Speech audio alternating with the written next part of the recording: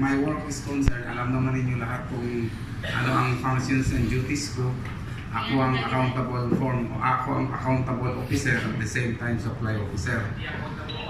Sa division man ng admin division, ang masasabi ko lang sa most common problems na na-encounter namin yung sa submission ng DTR, especially next week, December na, submission naman ng DTR para sa payroll natin. So sana aga-agahan naman natin ang pag-submit ng DTR. So yun lang, wala na akong masabi and thank you very much. Pwede mag-addition kay Sir Oji. Ang concern ko naman is the filing of leaves. So pwede ba yung mga mag-forced leave, magpa-file na sa Monday, yung magpa-disapprove or magpa-approve ng forced leave nila.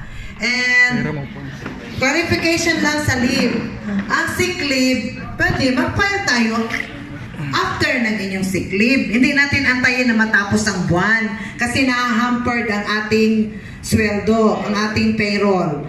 Then, ang MC6 at saka ang forced leave, i-apply yan before. Pwede mong i-apply 15 days before, 5 days before, or before ka mag-leave ng vacation leave. Pati vacation leave yan. So, I hope sa Monday, maano na natin yung mga forced leave natin for disapprove or for approval. Thank you.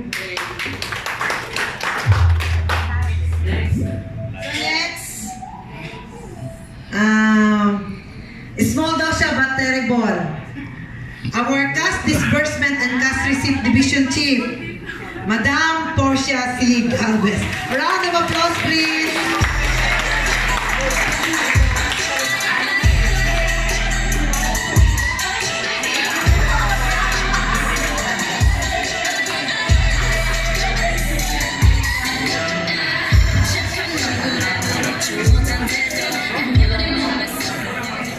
Good evening, everyone. Especially to our special guest, Madam Marilyn Pangunan. Thank you, ma'am, for the reminders, and also to our very energetic Assistant City Treasurer, Sir Teddy Inta. And also to my fellow division heads, and also to the my colleagues in the Treasury. I will just read about the cash disbursements division. Natutulang, kinakabahan na talaga.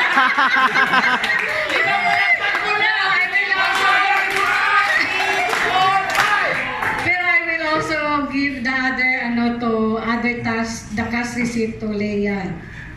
So ito, the cash disbursement is in charge of the payments of the salaries and travels of the permanent and contractual employees. We're also in charge of the paying of the remittances like JSIS, HDMF, PhilHealth, BIR for the employees with withholding tax, but POLITE for the electricity and for the street lights, water district for our water supplies, business establishments for the office supplies, gasoline and construction materials for the roads and buildings projects. We're also in charge for the office loan repayments, as well as the employees' personal loans through Land Bank, DBP, and other banks. We're trying to pay the office obligations on time by watching the deadlines and talking to the clients politely if there are problems.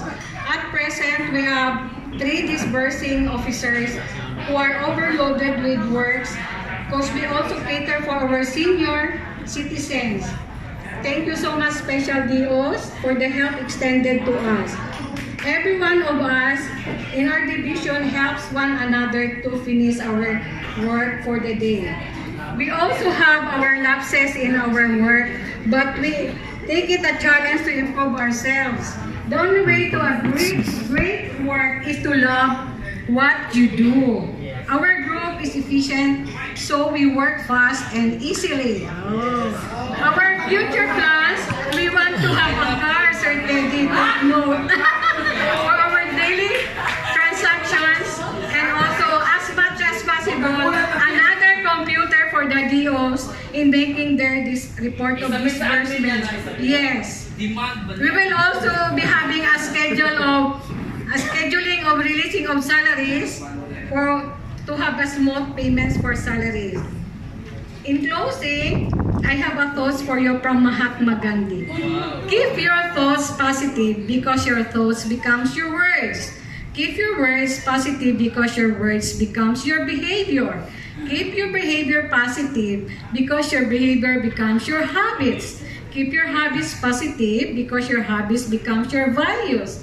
Keep your values positive because your values becomes your destiny. Thank you.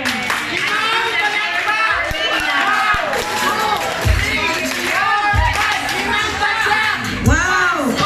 Yun ang sabi na naninervyos daw siya. Very prepared talagang speech. Thank you, Madam Portia. In addition to that, may I call on Leia Villajuan, the cash receipts in charge. Impromptu na. Ang cash receipts division in charge of depositing and liquidation.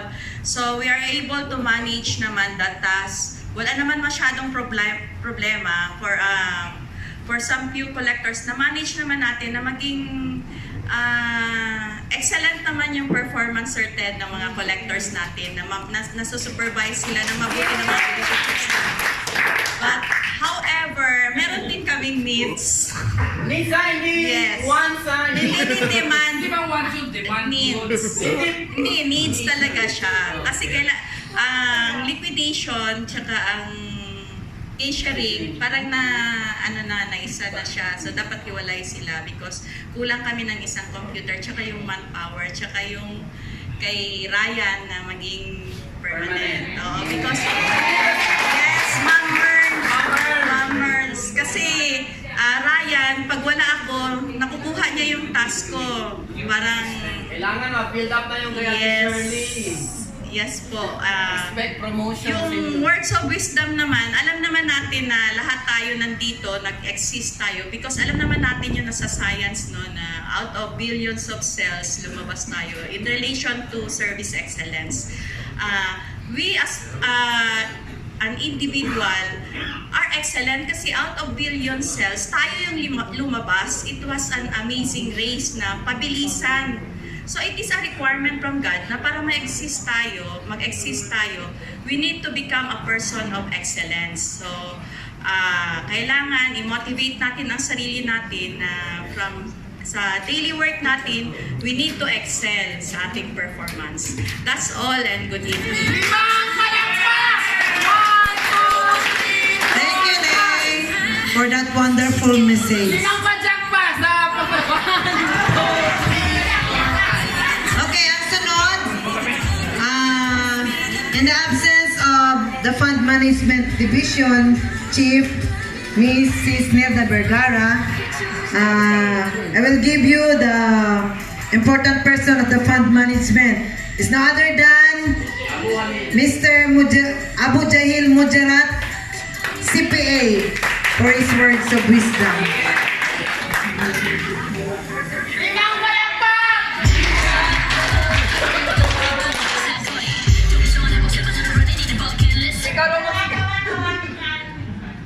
With the indulgence of Honorable Assistant City Treasurer,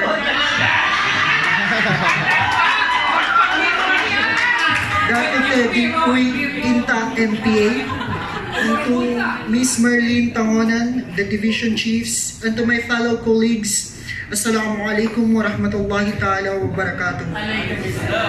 In behalf of Ms. Nilda C. Vergara, the Division Chief of Fund Management Division, I am tasked to give you an insight regarding the Fund Management Division. Marami po sa atin hindi nakakaalam or nami-mislook o di kaya'y binabaliwala lang itong division na to. But then, I would like to eradicate that this kind of division is considered as the heart of the City Treasury Office. Lahat po ng reports natin, ESRE, And always remember that fund management is always intertwined with good governance.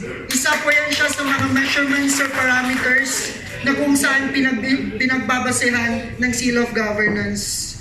So, lahat po take note din po, lahat po nasabi na ni Ma'am Merlin regarding sa teamwork whatsoever. But, kung napapansin po ninyo, the best quality of a public servant is integrity.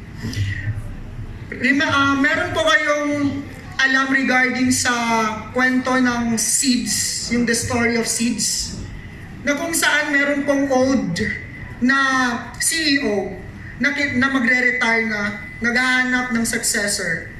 Hindi niya in-appoint yung kanyang mga anak o kamag-anak, but naghanap siya ng mga new employees o di kaya yung mga new executives. Binigyan ng bawat isa ng seeds. Sabi niya kung sino daw po yung may seeds, sino po yung makapagtubo ng seeds na yon na malaki, mayabong o di kaya yung makulay, siya po yung ma-appoint as a new executive or new chief executive officer. And merong nagangalang si Jim. Jim po yung pangalan ng tao na yon, na kung saan kahit ano na po yung ginawa niya, hindi po tumubo yung seed na yon.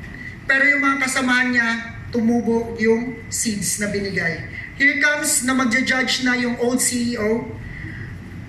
Siyempre, dala-dala na yung mga plans, mayayabong. Pero si Jim, natatakot, nahihiya dahil hindi po tumubo yung plans niya. But then, nagulat ang lahat nung pinatawag si Jim dahil siya pala ang next CEO. Hindi alam ng mga tao ay ibang executive na yung seeds pala na yun ay pinakuluan, patay na seeds. Kaya hindi po talaga yun tutubo. So ang lesson po doon is kinakailangan the value of integrity is highly manifested in each division. So yun lamang po. Maraming salamat po.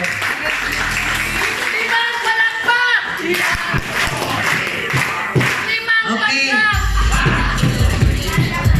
Sino yung naghahangat na magtataas ang posisyon? Dapat gagawin natin ang lahat para naman sobra naman yun. Mamaya itulak na lang sa hagdan para maging bakante ang posisyon. Okay, for the information of everybody, sana lahat ng nangyayari dito sa loob, no, maalaala nyo mamaya kasi it is part of our games. Okay? So, another chief division. Natuturing na natin siyang Iron Lady. She will see to it that everybody is working and be on their position to serve the clients. So help me welcome no other than Madam Melanie Lihita, our Business and License Division. O diba?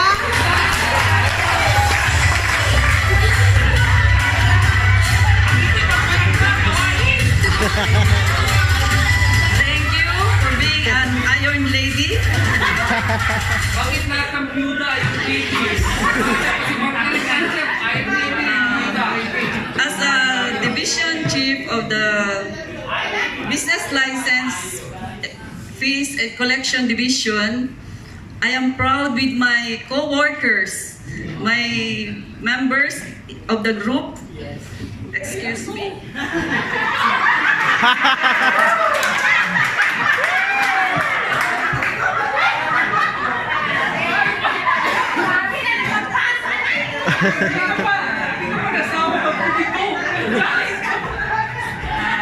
Fatima Abu, Alvin Ali, Janet Babago,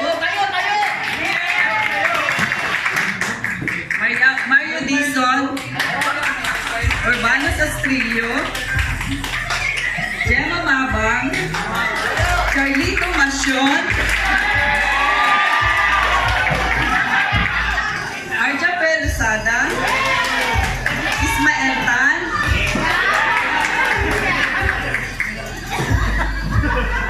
Mariano Igaw,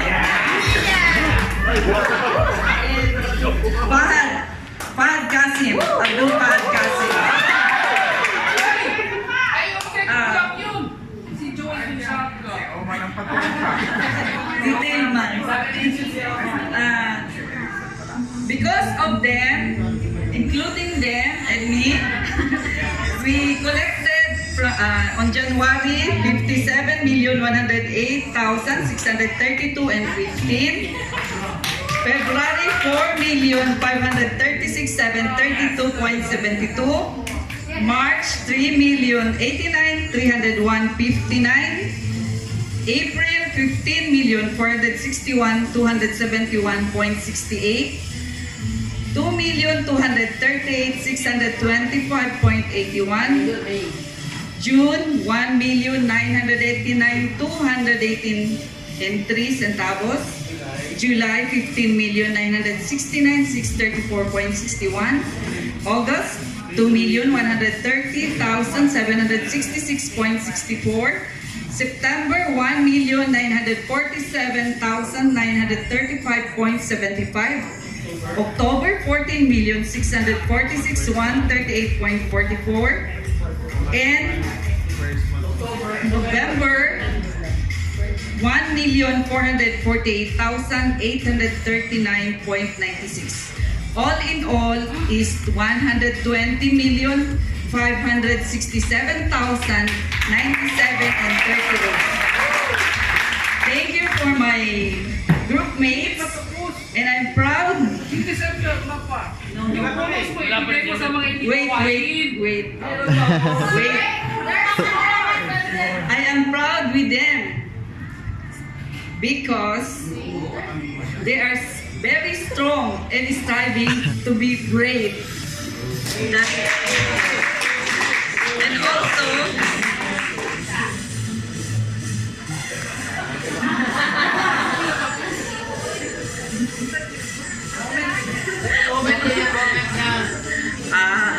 public servant is a public trust. And also, we need to be honest. It is important, like collectors, and also our time in the morning, in the afternoon is also important. In our division, we need computers with printers and the queuing machine to improve better service to the Cotabating youth.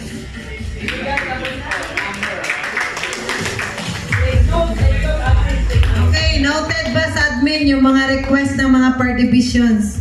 No? Okay. Computers, walang number of units. Computers. And the last but not the least, nasa license na lahat ata yun. Sabi nila, siya daw ay PWD. Pero tingnan mo naman, wala lang, sabi nga lang. Pag nakita siya, noong kabataan daw niya, pag nakalingon sa kanya, siya ay si Agamun. Okay. Pwede.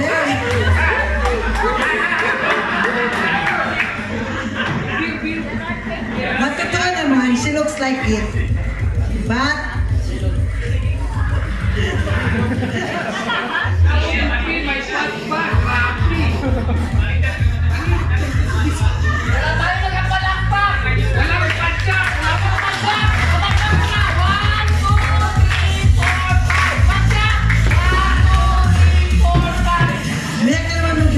Jing, kasi meron pa.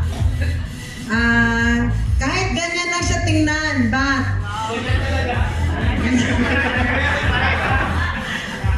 his services is doing well. He's full-time chief of RPT and Examination Division. Grabe, dalawa-dalawa. No? Very supportive din sa admin. And hopefully, hindi lang doon magwawakas kasi bagong promote! Palagpak naman kayo dyan! So, more blowout!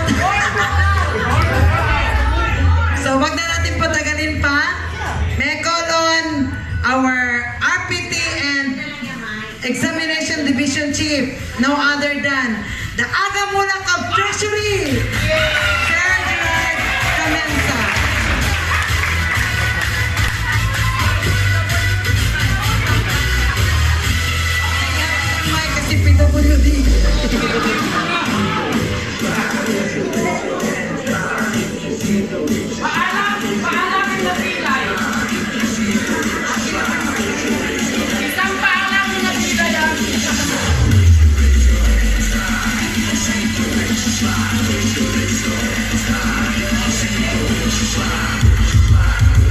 Maraming salamat sa introduction. Pakiramdam ko parang bumatay na. But anyway, I'll make this short, no? Wala na, pilayin na. I'll make this short. Thank you. Gabiro lang ganing. Serious kayo masyado. Alam mo, kinakabahan ako. Sa totoo, kinakabahan ako. Not because magsalita ako ngayon, but because nasa harap ko yung almost all Treasury personnel. Yung magaganda at mga guwapong personnel ng City Treasury. And how I wish na nakikita ng tatay natin ito because ito yung gusto niya. One family, one treasury. Kaya ngayon nag-usap kami, sabi niya, ang habol niya is yung comfort ng CTO personnel. Na dapat pagpunta natin dito, masaya tayo, ganyan, banding, nagatawanan, at walang reklamo. Yun, ganun. No? Yun ang gusto niya. So tapusin ko na yun. Kasi hindi ko na alam kung ano sabihin ko ba. But anyway, ayaw ko maging serious. Kanina sila, puro na lang opisina. Iwan na lang muna natin yung opisina doon sa Treasury. But, siyempre, I would like to take this opportunity para to commend some of my personnel, lalo na yun sa examination na for the past 2 years na hindi masyadong ma-recognize. But you see, when we took over the examination division in 2016, before nasa 2.8, 2.9, then when we, I'm not saying na hindi effective yung dati but we made some mga pag-changes sa pagpatakbo ng division. So we were able to collect from 2.8 to 6 million. Then last year, 7.5. So hopefully, yung inflow ng mga investment sa Cotabato, mas lalo pa tayong tataas. No? So, yung sa RPT naman, we were able to collect in additional tax, yung sa RPT, 27 million last year. So, record yan siya, highest so far in terms of collections sa LGU. No? We were able to downsize at around 6 million yung amount ng delinquency. Pero happy ba tayo doon? Hindi pa. Yes, happy. Siyempre, additional revenue yan. But kulang pa. Kulang pa. Why? Dahil taon-taon dumalaki po yung amount ng delinquency. So, umabot na siya ng over 100 billion. No? So, yun po ang problema natin. So, challenge, yes. Yung auction, makatulong siya. For information, meron na pong nilabas na ordinance or resolution from the Sanggunian na giving the city treasurer the authority to conduct auction of properties. Pero hindi natin ginawa yan dahil ayaw natin na ibenta. From my point of view, sa akin sarili ko, na ibenta yung just yung property ng tao just to satisfy yung tax. So mahirap naman yun, no? So as treasury personnel, what can we do? Dalawa lang yan eh. Una-una, yung mga may utang sa atin. So magsimula tayo sa atin. Yung may utang sa RPT o tax, kahit sedula man lang, magbayad tayo. Diba? Ganun lang. Kasi kung mag-start sa atin, baka mag-follow yung iba. And another thing is information. What do I mean when I say information? Yung sa list kasi ng delinquency, ang karamihan is residential.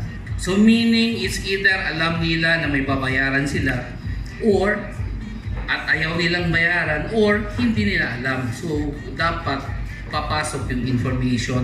So, ginagawa na po natin yan. Yung barangay level campaign, ginagawa natin yan.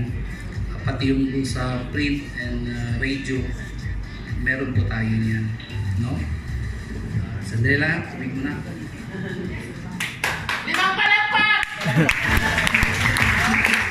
limang palakpak din kay Ma'am Melanie, pati kay Teddy. Kasi si Ma'am Melanie, yung bonus daw niya, nag-usap kami, ibigay na si hindi niya awali. December. Si Boss Teddy, mamaya na. Yung bill daw doon sa kanya daw.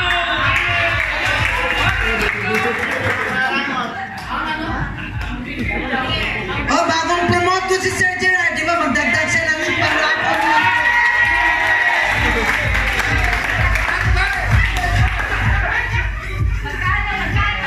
Marami mag-celebrate si Leia! Kaya pa! Magdagdag din. Name your prize. Mag-contribute tayo! Okay. So share ko na yung experience namin kanina, no? Baka marami mo dyan maglaki ang buwan na nawala kami. Totoo nawala kami ni Logi, pati si Ben Panol.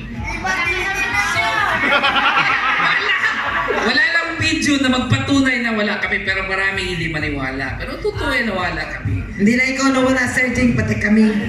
Ana, pero iba yun sa inyo. Sa amin nawala kami. So maraming kaning... Pero hindi naman sa tago, dito lang. Sige lang, patagong-tagong. Well, anyway, para makarating dito, marami kaming nadaanan, marami kaming napagtanungan. Diyan na naman, Ay, nabisto. Meron kang kanan kamay dyan.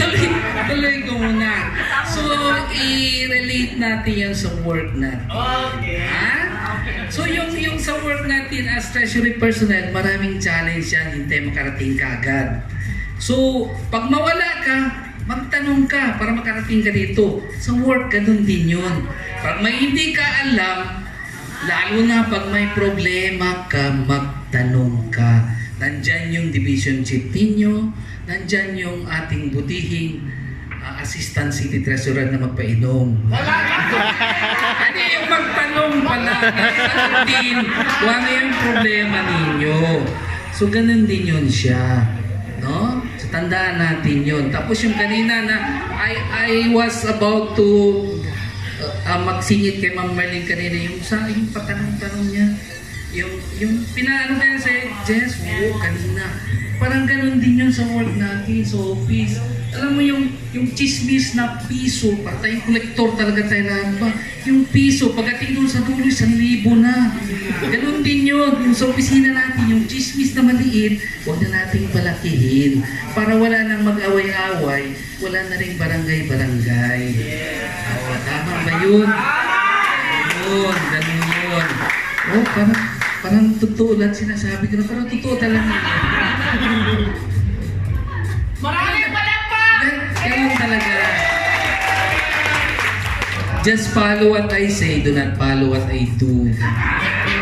Wala naman na yung ginagawang kalukuhan. Hindi, ganun din yun. Chismis, akala nila yun na yun, may nagalapit babae. Hindi totoo yun. Ang totoo yan kasi ang hilig ko, pareho tayo, lalaki. Lalaki, ganun yan. Lalaking hanap! Nag-convert ka na? Malapit na transformer. Ikaw din nagsabi sa akin, lagi tayo nagkasama, mawala ko sa'yo. Late bloomer. Wala ka lang, di ba? Ex-ina, di ba? Transformer. Wala pa yan siya. Alam mo, may Category. wala pa. Alam, may tanong sana sa'yo. Alam niyo yung ganito na maraming lapit, why? Ano yung sikreto? Bakit maraming nagtatanong sa akin? Hindi. Pwede. Tanong ko sa inyo, ano yung sikreto sa buhay na at the start of the day na gawin ninyo na contagious siya? Ayan.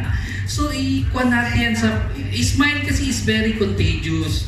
So, alam mo yung pag nasa work ka, lalo na tayo, frontliners tayo, collectors, and the rest, yung dispersing officers, always smile. Kahit galit ka, ganyan. Kasi, yung taxpayer, mahalaga yan sa atin. O kahit galit ka na, smile ka pa rin. Ganun yan. Yan ang sikreto sa buhay. Kasi nasa frontline tayo. We cater to the needs para naman yung pagbayad nila sa atin magaan. Kasi yun ang purpose natin is to collect. Diba? Kasi doon na mabuhay ang LGU aside from the internal revenue allotment, of course, is yung local sources. Dalawa yung sources ng income ng city. Local and the national. You know? And yung lagi ko pang sinasabi sa kanila, last, ito, kanina pa yung last. Kanino mo sinasabi? Sa kanila, kasi lagi, give me, instead of giving me 10,000 sheep, give me 10 lions and I will win you a war. Ano may ibig sabihin yan? Kahit ano tayo kadami, no? Kung hindi tayo magkilos, walang mangyayari. No? So dapat sa atin, kahit how small we are, we give our best, we give all effort, so we can make things the right way, we can do things successfully. So magandang gabi sa inyo sa lahat. And Boss Teddy, alam mo na ako ng bahag. Thank you very much. Walang tadyak, isa lang po. Salamat, Thank you. Sir Gerard. So much of our emotions and laughters. So noted po lahat, ano ang narinig natin sa ating mga division.